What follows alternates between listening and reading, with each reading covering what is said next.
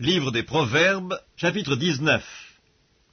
Mieux vaut le pauvre qui marche dans son intégrité que l'homme qui a des lèvres perverses et qui est un insensé. Le manque de science n'est bon pour personne, et celui qui précipite ses pas tombe dans le péché. La folie de l'homme pervertit sa voie, et c'est contre l'Éternel que son cœur s'irrite. La richesse procure un grand nombre d'amis, mais le pauvre est séparé de son ami.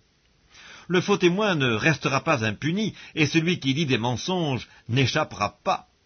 Beaucoup de gens flattent l'homme généreux, et tous sont les amis de celui qui fait des présents. Tous les frères du pauvre le haïssent, combien plus ses amis s'éloignent-ils de lui. Il leur adresse des paroles suppliantes, mais ils disparaissent. Celui qui acquiert du sens aime son âme, celui qui garde l'intelligence trouve le bonheur. Le faux témoin ne restera pas impuni, et celui qui dit des mensonges périra. Il ne sied pas à un insensé de vivre dans les délices, combien moins à un esclave de dominer sur des princes. L'homme qui a de la sagesse est lent à la colère, et il met sa gloire à oublier les offenses. La colère du roi est comme le rugissement d'un lion, et sa faveur est comme la rosée sur l'herbe. Un fils insensé est une calamité pour son père, et les querelles d'une femme sont une gouttière sans fin. On peut hériter de ses pères une maison et des richesses, mais une femme intelligente est un don de l'Éternel. La paresse fait tomber dans l'assoupissement, et l'âme nonchalante éprouve la faim. Celui qui garde ce qui est commandé garde son âme, celui qui ne veille pas sur sa voie mourra. Celui qui a pitié du pauvre prête à l'Éternel, qui lui rendra selon son œuvre. Châtie ton fils, car il y a encore de l'espérance, mais ne désire point de le faire mourir. Celui que la colère emporte doit en subir la peine, car si tu le libères, tu devras y revenir. Écoute les conseils et reçois l'instruction, afin que tu sois sage dans la suite de ta vie. Il y a dans le cœur de l'homme beaucoup de projets, mais c'est le dessein de l'Éternel qui s'accomplit. Ce qui fait le charme d'un homme, c'est sa bonté, et mieux vaut un pauvre qu'un menteur. La crainte de l'Éternel mène à la vie, et l'on passe la nuit rassasié sans être visité par le malheur. Le paresseux plonge sa main dans le plat, et il ne la ramène pas à sa bouche. Frappe le moqueur, et le sot deviendra sage. Reprends l'homme intelligent, et il comprendra la science. Celui qui ruine son père et qui met en fuite sa mère est un fils qui fait honte et qui fait rougir. Cesse, mon fils, d'écouter l'instruction, si c'est pour t'éloigner des paroles de la science. Un témoin pervers se moque de la justice, et la bouche des méchants dévore l'iniquité. Les châtiments sont prêts pour les moqueurs, et les coups pour le dos des insensés. Livre des Proverbes, chapitre 20. Le vin est moqueur, les boissons fortes sont tumultueuses, quiconque en fait excès n'est pas sage. La terreur qu'inspire le roi est comme le rugissement d'un lion, celui qui l'irrite pêche contre lui-même. C'est une gloire pour l'homme de s'abstenir des querelles, mais tout insensé se livre à l'emportement. À cause du froid, le paresseux ne laboure pas. À la moisson, il voudrait récolter, mais il n'y a rien. Les desseins dans le cœur de l'homme sont des eaux profondes, mais l'homme intelligent sait y puiser. Beaucoup de gens proclament leur bonté, mais un homme fidèle, qui le trouvera? Le juste marche dans son intégrité, heureux ses enfants après lui.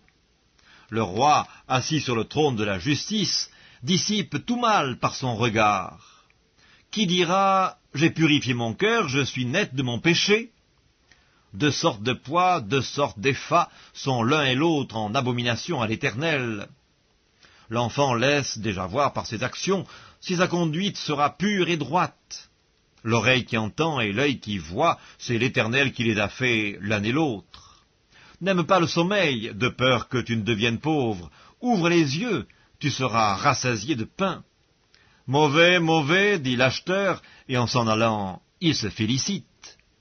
Il y a de l'or et beaucoup de perles, mais les lèvres savantes sont un objet précieux. Prends son vêtement, car il a cautionné autrui, exige de lui des gages à cause des étrangers. Le pain du mensonge est doux à l'homme, et plus tard sa bouche est remplie de gravier. Les projets s'affermissent par le conseil, fais la guerre avec prudence. Celui qui répand la calomnie dévoile les secrets, ne te mêle pas avec celui qui ouvre ses lèvres. Si quelqu'un maudit son père et sa mère, sa lampe s'éteindra au milieu des ténèbres. Un héritage promptement acquis dès l'origine ne sera pas béni quand viendra la fin. Ne dis pas « je rendrai le mal », espère en l'Éternel et il te délivrera. L'Éternel a en horreur 2 sortes de poids et la balance fausse n'est pas une chose bonne.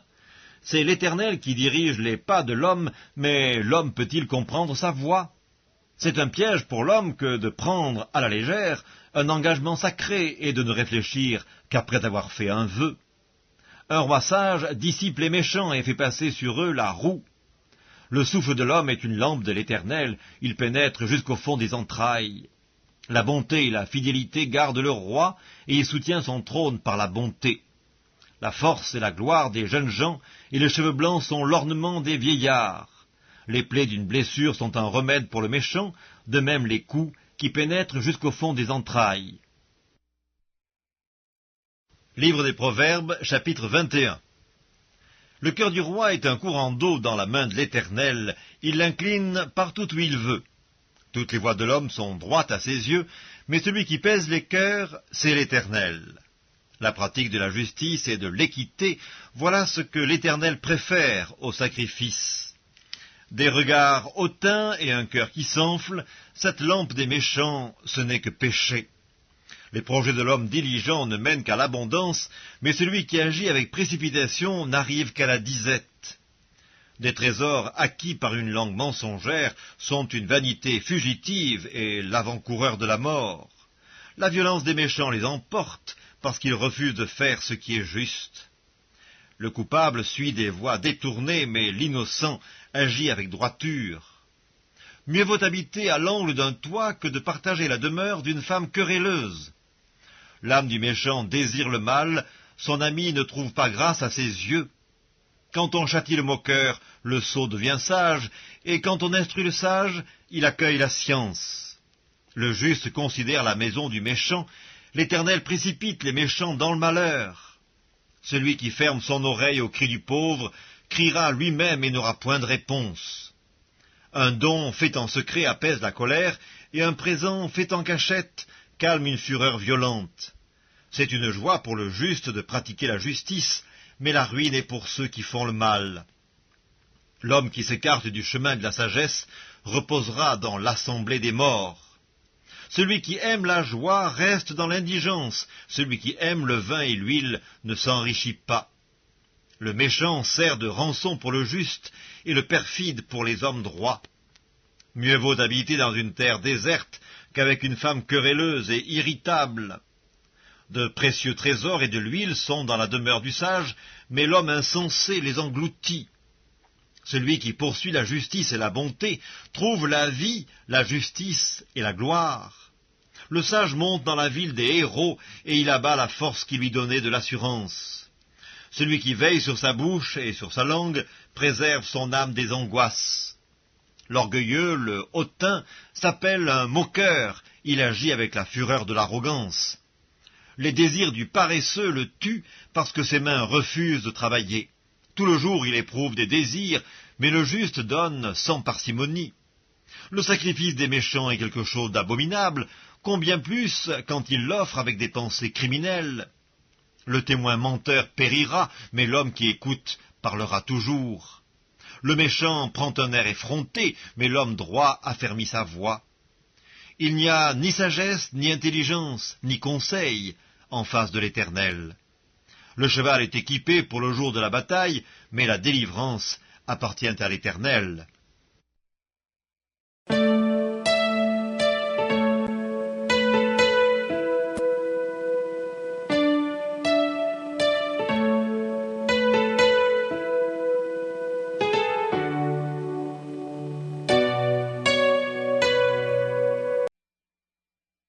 Les Actes des Apôtres, chapitre 12.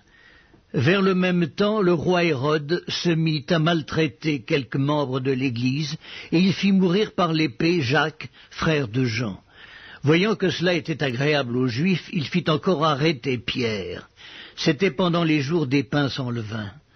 Après l'avoir saisi et jeté en prison, il le mit sous la garde de 4 escouades de 4 soldats chacune, avec l'intention de le faire comparaître devant le peuple après la Pâque. Pierre, donc, était gardé dans la prison. et l'Église ne cessait d'adresser pour lui des prières à Dieu. La nuit qui précéda le jour où Hérode allait le faire comparaître, Pierre, lié de 2 chaînes, dormait entre 2 soldats, et des sentinelles devant la porte gardaient la prison. Et voici, un ange du Seigneur survint, et une lumière brilla dans la prison. L'ange réveilla Pierre en le frappant au côté et en disant « Lève-toi promptement ». Les chaînes tombèrent de ses mains, et l'ange lui dit « Mets ta ceinture et tes sandales ». Et il fit ainsi. L'ange lui dit encore « Enveloppe-toi de ton manteau et suis-moi ». Pierre sortit et le suivit, ne sachant pas que ce qui se faisait par l'ange fut réel, et s'imaginant avoir une vision. Lorsqu'ils eurent passé la première garde, puis la seconde, ils arrivèrent à la porte de fer qui mène à la ville, et qui s'ouvrit d'elle-même devant eux. Ils sortirent et s'avancèrent dans une rue. Aussitôt l'ange quitta Pierre. Revenu à lui-même, Pierre dit « Je vois maintenant d'une manière certaine que le Seigneur a envoyé son ange, et qu'il m'a délivré de la main d'Hérode et de tout ce que le peuple juif attendait. » Après avoir réfléchi, il se dirigea vers la maison de Marie, mère de Jean, surnommée Marc, où beaucoup de personnes étaient réunies et priaient. Il frappa à la porte du vestibule et une servante nommée Rhode s'approcha pour écouter. Elle reconnut la voix de Pierre et, dans sa joie, au lieu d'ouvrir, elle courut annoncer que Pierre était devant la porte. Ils lui dirent « Tu es folle !» Mais elle affirma que la chose était ainsi, et ils dirent « C'est son ange ». Cependant, Pierre continuait à frapper. Ils ouvrirent et furent étonnés de le voir. Pierre, leur ayant de la main fait signe de se taire, leur raconta comment le Seigneur l'avait tiré de la prison, et il dit « Annoncez-le à Jacques et aux frères ». Puis il sortit et s'en alla dans un autre lieu. Quand il fit jour, les soldats furent dans une grande agitation pour savoir ce que Pierre était devenu. Hérode, s'étant mis à sa recherche et ne l'ayant pas trouvé, interrogea les gardes et donna l'ordre de les mener au supplice. Ensuite, il descendit de la Judée à Césarée pour y séjourner. Hérode avait des dispositions hostiles à l'égard des Tyriens et des Sidoniens. Mais ils vinrent le trouver d'un commun accord, et après avoir gagné Blaste, son chambellan, ils sollicitèrent la paix parce que leur pays tirait sa subsistance de celui du roi. À un jour fixé, Hérode, revêtu de ses habits royaux et assis sur son trône, les harangua publiquement. Le peuple s'écria « Voix d'un Dieu et non d'un homme !» Au même instant, un ange du Seigneur le frappa parce qu'il n'avait pas donné gloire à Dieu, et il expira rongé des vers.